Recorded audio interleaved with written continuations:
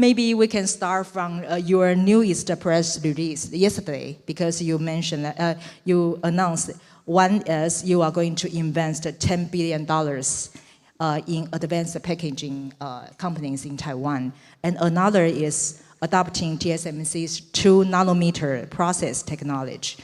So I think the people want to understand. Could you elaborate more about your two announcements?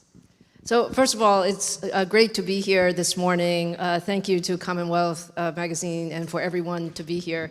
It's always so exciting to come to Taiwan. I always feel that there's so much energy, and there's no other place in the world that has so much semiconductors in a small, very small area. But yes, it's been a very exciting week for us, and we're in this time right now where the semiconductor market and the AI market has never been growing faster. Every month, we're surprised by how much growth there is. And every time we look at the usage of the technology, we're convinced that this is the highest growth time for the market. And as a result, for AMD, our strategy is to lead in high performance and AI computing. And to do that, we must have a very strong supply chain, and we must have very strong partners. So we've been working very closely with all of our partners here in Taiwan. Yesterday, we hosted a customer symposium with over 150 of our partners, and many are in the room today. And our announcements this week are two. The first announcement is around the progress that we've made with TSMC. So TSMC has been a tremendous partner for AMD, and I would say is a key reason that we have been so successful. And what we wanted to be was the first to really ramp 2-nanometer HPC technology. So we're happy to announce that our newest CPU chip, Venice, has started its production ramp here in 2-nanometer. So it was very exciting for that. And then the second piece is around the supply chain. So I think all of us in the industry recognize that this is the time we have to invest, because we need to have enough capacity for the next 1, 2, 3 years. But it's a lot of investment that's required. So AMD is partnering with a number of companies here in the Taiwan ecosystem. Because we're leading in advanced packaging and we're leading in high-performance computing, we are co-investing to build both the technology and the capacity about over $10 billion for, if you think about all of the advanced packaging, substrates, test capacity, rack scale integration. And first of all, it's a big vote of confidence for this is the place where the technology is the best. And it's also very important for AMD's long-term growth. So thank you for all of the incredible support here. So Dr. Su, I want to follow up because I'm a journalist. Let me clarify it. You say you want to collaborate with advanced packaging. So how will you participate? Is it share the cost, research cost, or?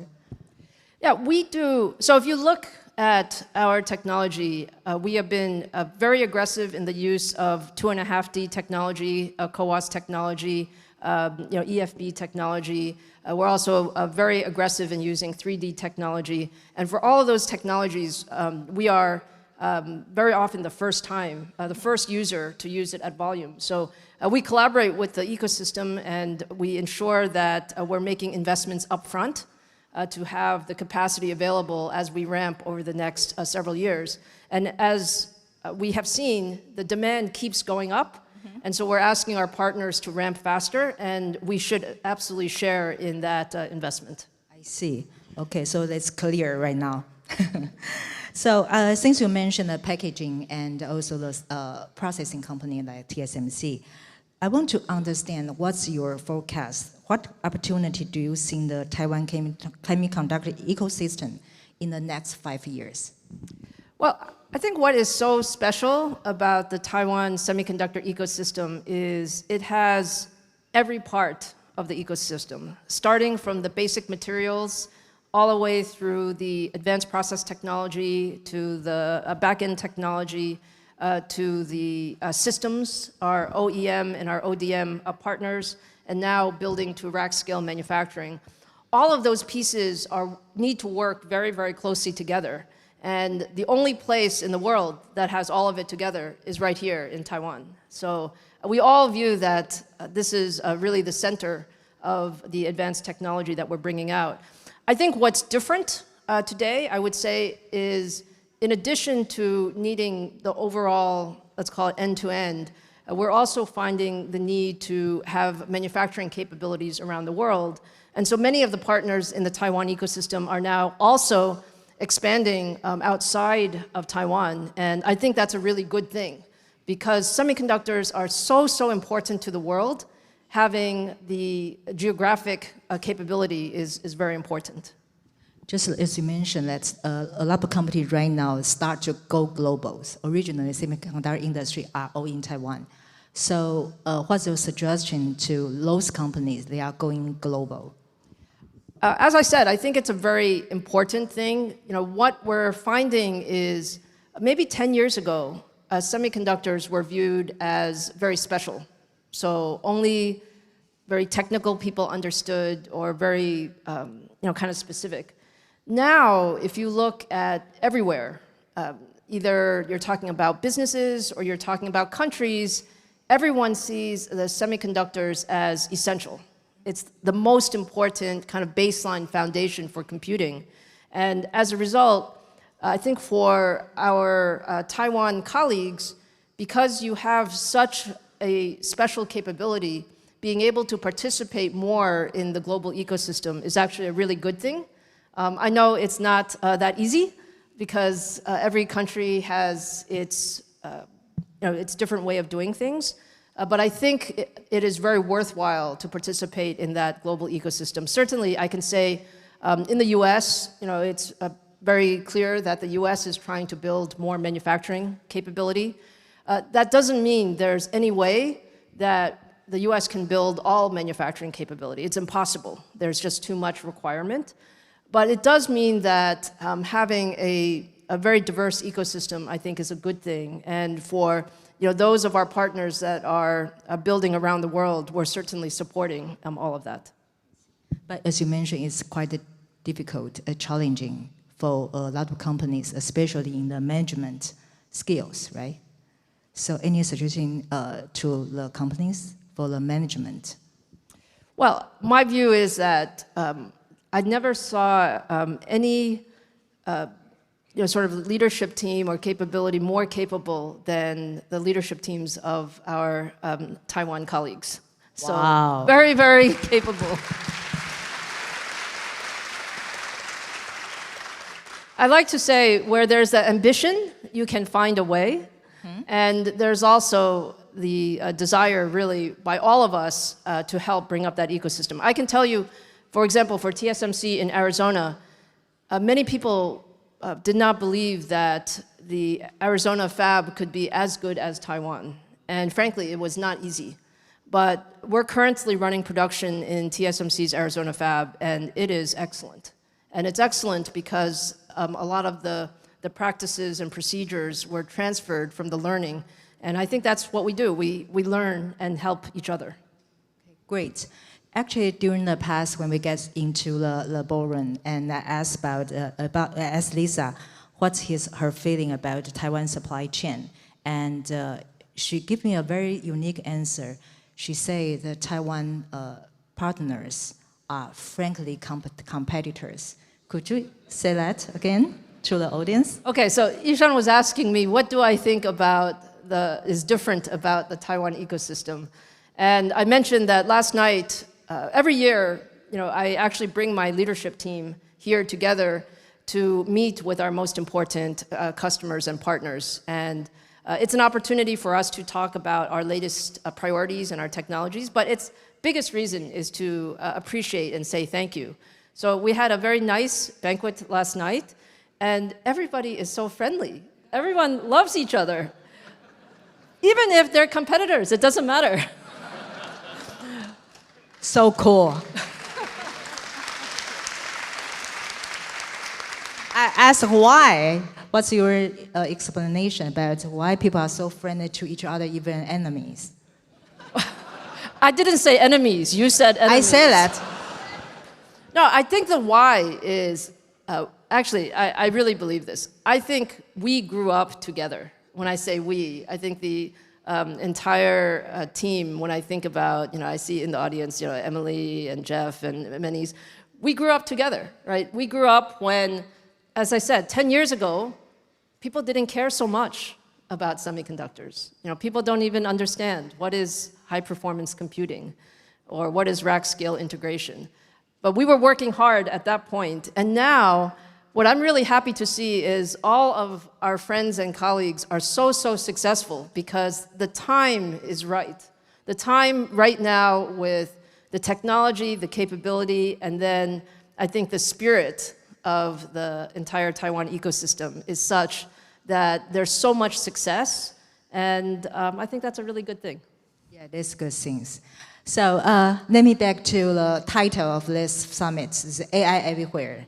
So I think in your CES speech, you mentioned you give a very big and broad expectation about you said that we will see a 100 times increase in compute capacity and user growth from 1 billion to 5 billion within 5 years. So could you explain what's the driving that level of expansion? So I believe that AI is the most important technology that has occurred over, let's call it the last 50 years. And we've had a lot of other technologies, like when the mobile phone came out, we thought it was very special, and when cloud computing came out, we thought it was very special. But AI is actually different than that. The reason AI is different, I believe, is we have found a technology that everybody can benefit from. Every single person can use it, every single company can use it, every single sort of area can really benefit from AI. And so when I say AI everywhere, I think the vision that we see is that over the next 3, 5, 10 years, everything that we can do can be made better with AI. And you should see AI everywhere, in every device that we have, in every application that we have. And that type of proliferation, of course, it's good for business, no question, but I think it's really good for humanity. And that's why I think AI everywhere. It's AI everywhere for everyone that I think should be our guiding principle for the technology area. To create a new trend, AI everywhere for everyone. So, but I think people are curious about your expectation about the next phase of compute demands. We discussed a lot about cloud. How about edge compute? So cloud versus edge compute, and also the training versus inferencing.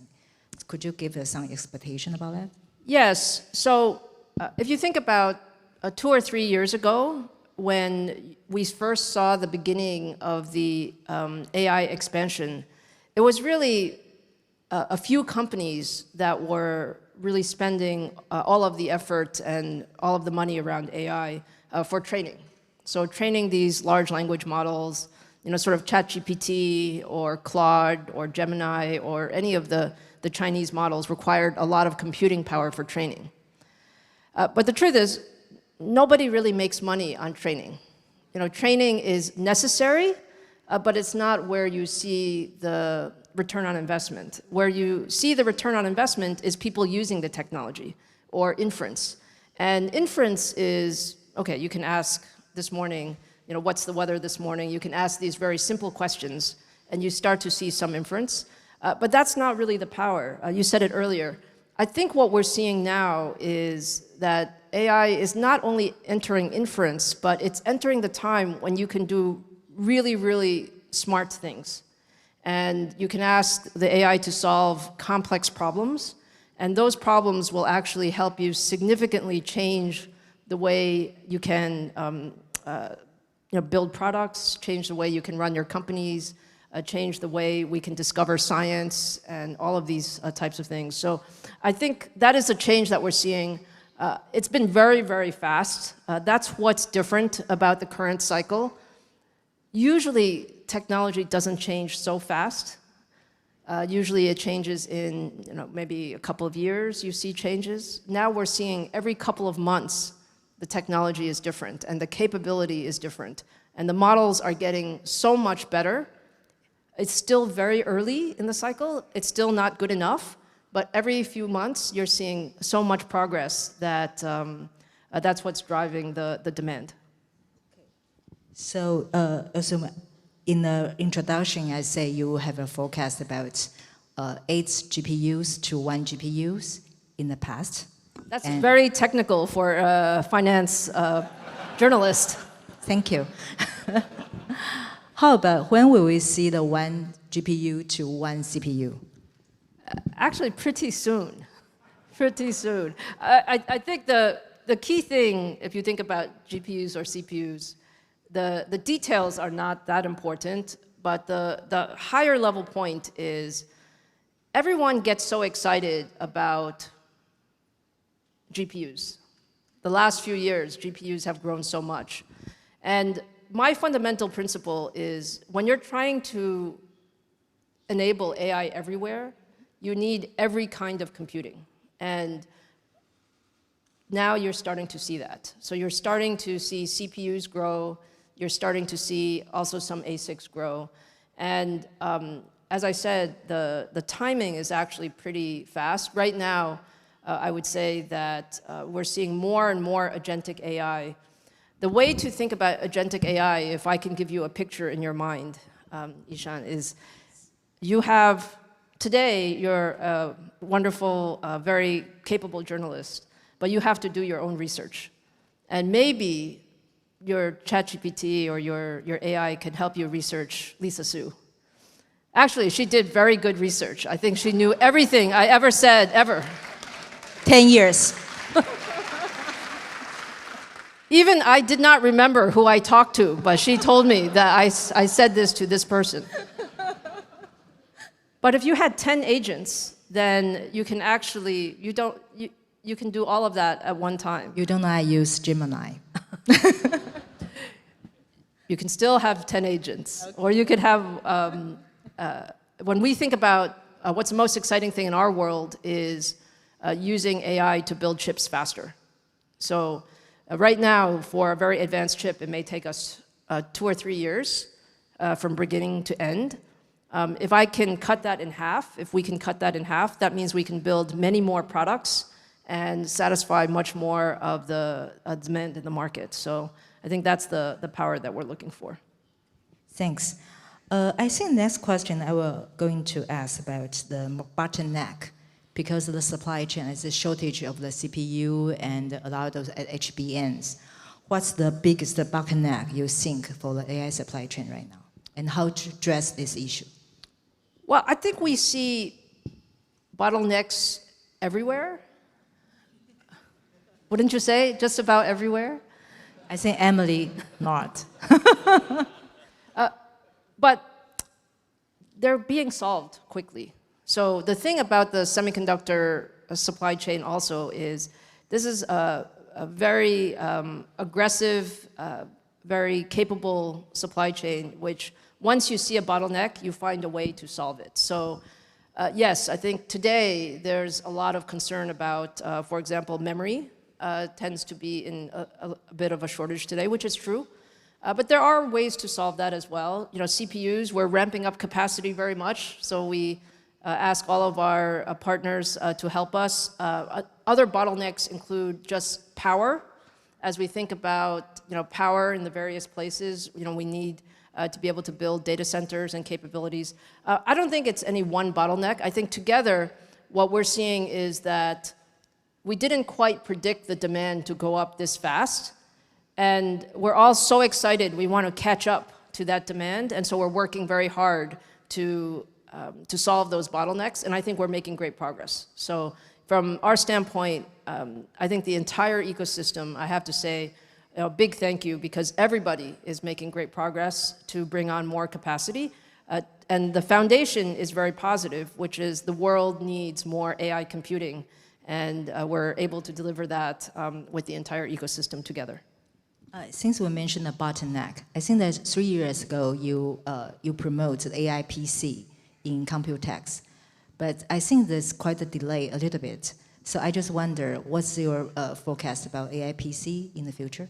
I'm actually very optimistic about AI PCs. I think with new technology, it always takes a little bit of time. So the beginning AI PCs, you could not see the real application usage that easily. It was only for experts.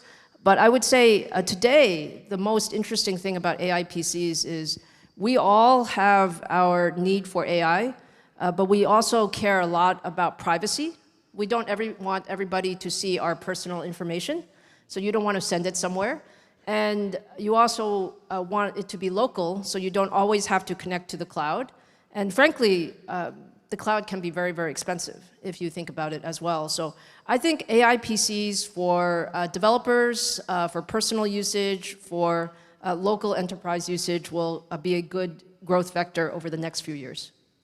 But beyond PC, which age of AI device are you most excited about? Oh, I really think the next big wave is physical AI. So robotics and using all of the capability in the edge is actually also an opportunity, whether you're talking about industrial and manufacturing environments or other local environments going forward. Lisa, as a journalist, I think people will always try to ask the question and get accurate answers. But for you, I feel like you always talk about the trends. It's really hard to give an accurate timeline about when things What happen. kind of accurate answer would you like? For example, we will see AI PC growth like 20% in next year or next 2 years, something like that. Let me think.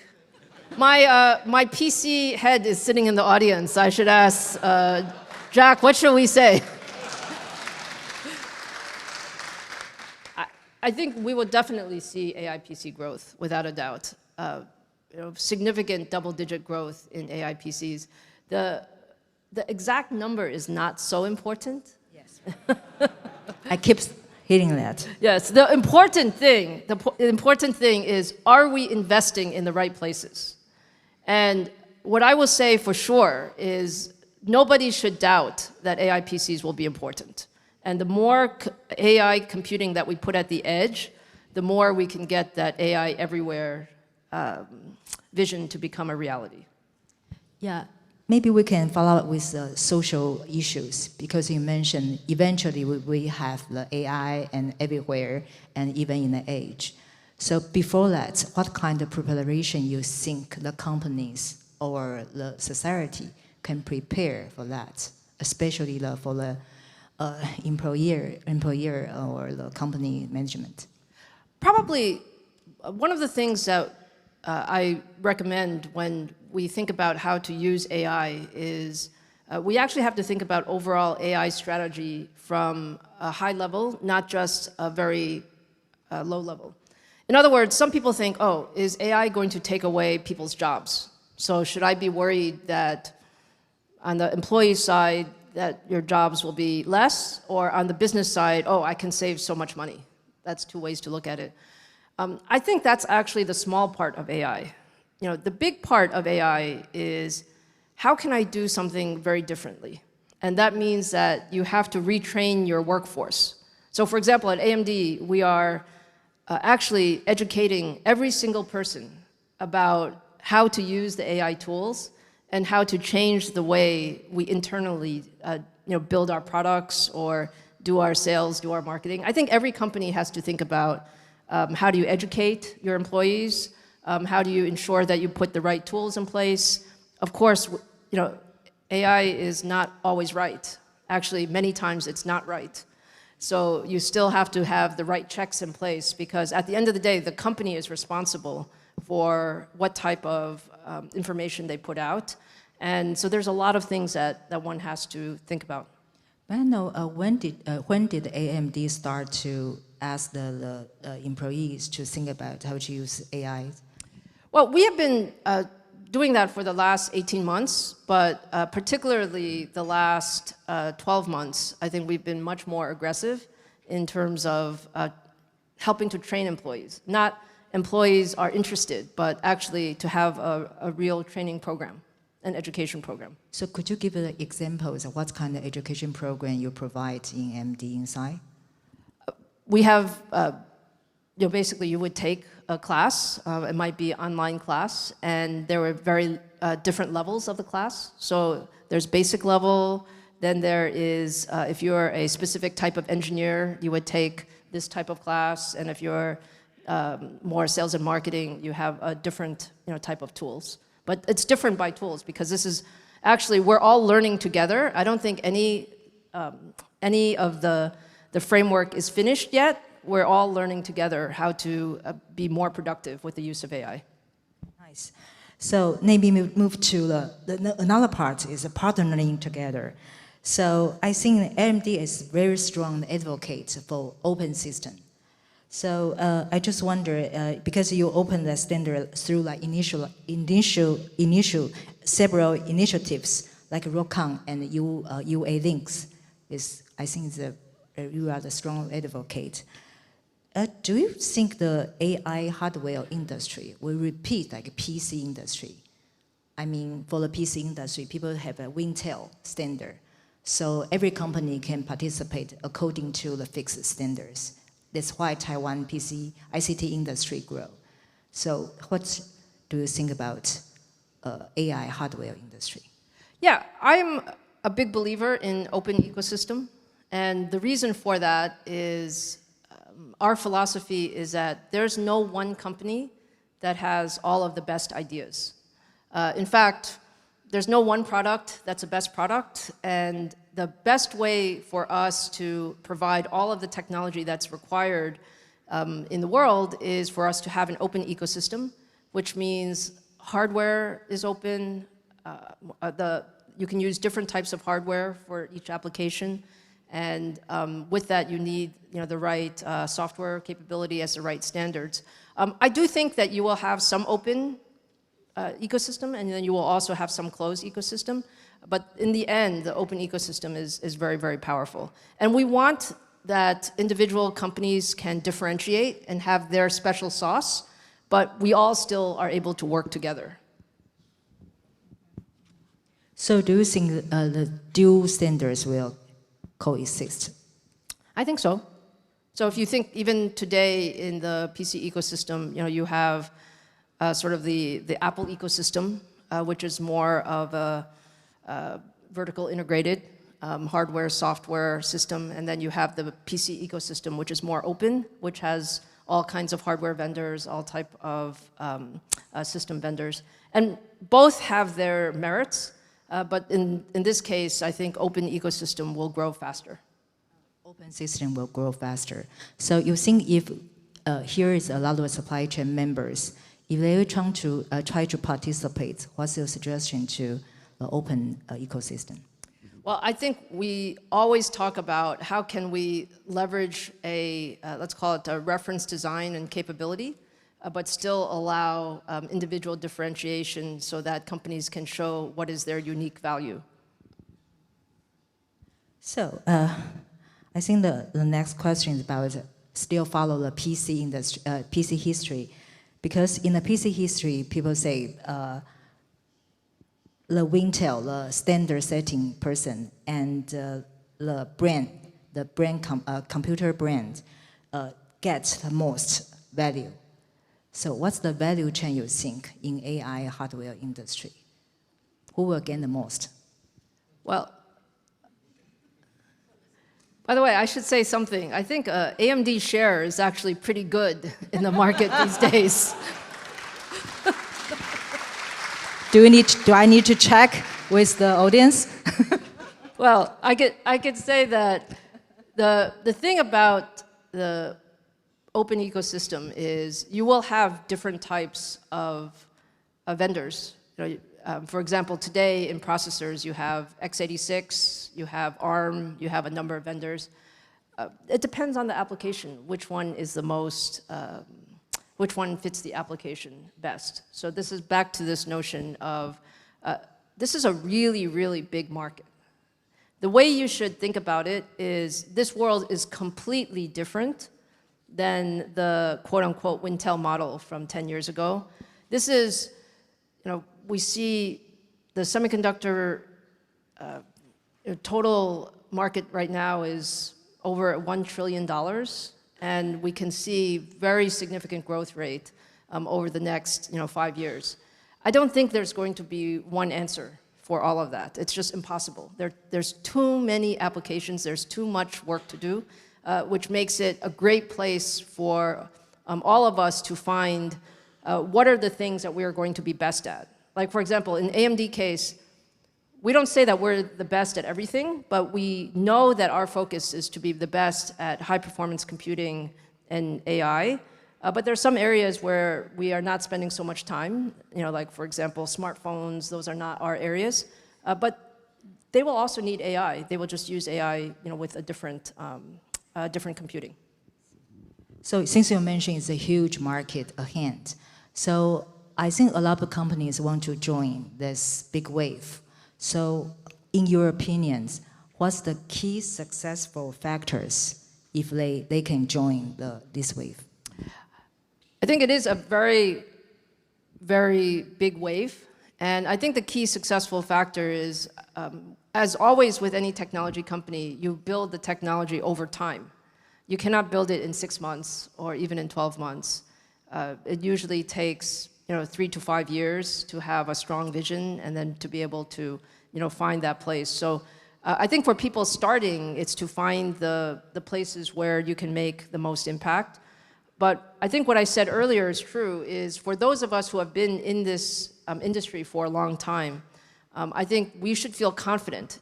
People sometimes talk about AI bubble. They ask all the time, can this be real? Should we really invest so much right now? And my answer is, this is definitely real. And we are still so early. Like the way we view the current opportunity is, I would say, if you think about a baseball game, maybe we're in the 3rd inning of still 9 innings. And that means that there's still a lot of innovation to happen and a lot of opportunity for all of us in the ecosystem. As you mentioned, it maybe takes like 3 to 6 years. It led me to think about your experience in AMD when you took the office in 2014, and you did 2 big decisions, and you create the Zen architect. It's a new chiplet architect. During that period, I think it took 5 years to have this finished. During that period, how do you pass through all the suffering and the bad days? Suffering? Yeah. A lot of speculants. I don't know that I would say that. What I would say is, when I took over as CEO of AMD, many people asked me, why do you believe you can be successful?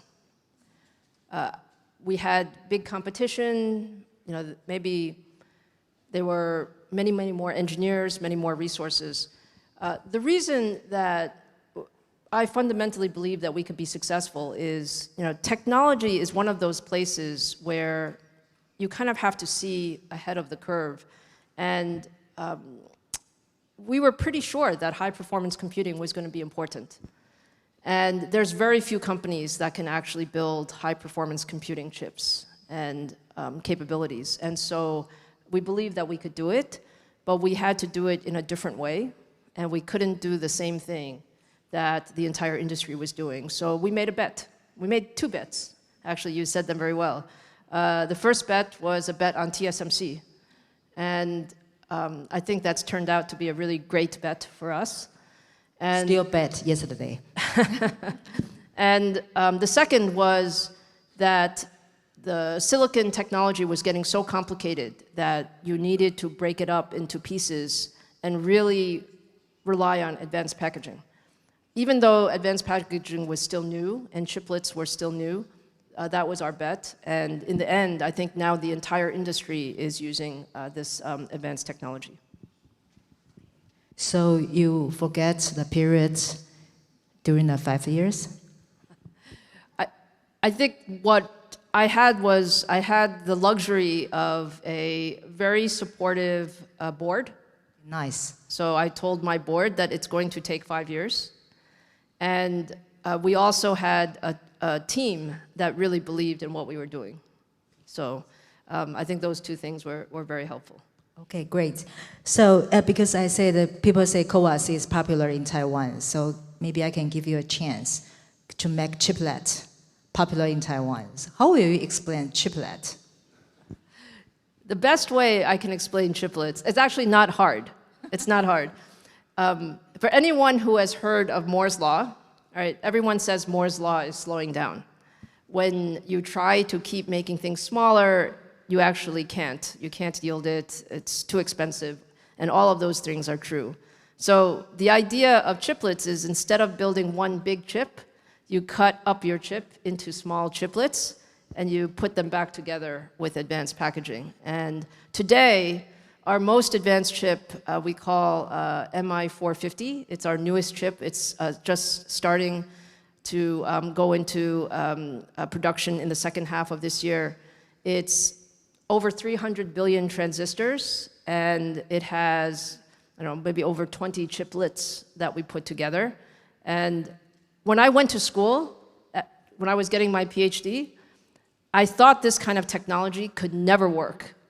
Actually, I thought it was so hard to do this, but it's amazing when you really see the engineering capability that we have been able to build. That the industry ecosystem. This is not AMD. It's the industry ecosystem has found a way to make these successful. We actually collect questions from the audience. The one question is about what's the next breakthrough of the chiplet you can give us? Sure. Well, I think what we'll see going forward is instead of talking about chips, we really need to talk about systems. And the systems means we have to integrate all of these capabilities together. So includes all of the processing, some of the networking, and I think we are looking forward to how that looks, including optics and technologies to come together. So the idea is how do we keep putting more and more capability in a single system. So that's why you have the 10 billion investment yesterday, is that? That is one very big reason. I see, okay. So maybe we can move to, because we have 5 minutes left. So I want to explore some leadership issues with you. You are really in this position for 12 years. Well, how will you define the leadership right now? How do I define leadership right now? I would say that the most interesting part of being CEO of AMD is how much every few years we're actually running a different company. Because the technology is completely changing, the scale is completely changing. When I first started as CEO, our company revenue was about 4 billion. And last year, our company revenue was 35 billion. So it's a lot more people, it's a lot more customers, but it's also a much bigger, what I really enjoy is to see the technology have an impact on the world. So you like change? I like change. I don't like to get bored. How is that? Okay. Yeah. So because you mentioned that you have a lot of employees right now, any plan in Taiwan you will increase your staff here? Our staff here has gotten very big. I can see some of my team here. I heard it's like 1,000 right now. We have over 1,800 people in Taiwan right now across 10 sites. So even in the last few years, we've added 5 additional sites. And we do a lot of R&D here in Taiwan, particularly with our Taiwan ecosystem partners. And it's some of our most capable people in terms of really bringing up our latest technologies are here in Taiwan. I asked the question because your competitor just said overseas headquarters in Taiwan. Do you think about that? I think we have a very, very big presence in Taiwan, so that's a good thing. Okay, there's another kind of answer. So my final question. I think as I told in the beginning, I think the female leaders in semiconductor industry is quite real. I think even after you, I don't see anyone in the mainstream semiconductor industry. So, but I think the first female businessman you met is your mother. So, could you describe what you learned from her? Yeah, so I get asked often about women in technology and all of those things. And let me start by saying that I think engineering is a great profession for women. And the reason it's a great profession for women is it doesn't care whether you're male or female. It only cares whether you have good ideas or bad ideas. And if you have really great ideas, you can really make a difference. So that's how I think about women in technology. But you mentioned my mother. So my parents were born in Taiwan and immigrated to the United States when I was very young. I was also born in Taiwan. And my mother was, I would consider a pretty amazing person. Yeah, she is. She immigrated to the United States with my father, and she really didn't know what she's getting into, and she didn't, my father went to graduate school, and she didn't really speak English well, but she, brought up her kids. They wanted to come to the United States because it was a good for us, my brother and myself. And somehow, when I was in, I don't know, maybe 10 or 12 years old, my mother decided that she was going to start her own business. So she decided to be an entrepreneur in the United States without having any background in starting her own business. So she started it from scratch, and she built it up into a multi-million-dollar business.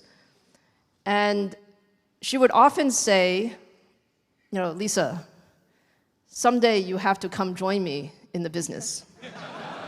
Not to your brother? Not to my brother, only to me. Why? I don't know, Have you ever asked? And actually, she would say this even after I went to AMD. She would also say this. Yeah. And she would discuss her business problems with me, and we would discuss our business problems together. And Nice. then finally, when I became CEO of AMD, she said, "Oh, maybe you won't come back to my business." So I think role models are very important, and I think it says a lot about if you have a dream and you have hard work and vision, then you can accomplish almost anything. So thank you for asking about my mother.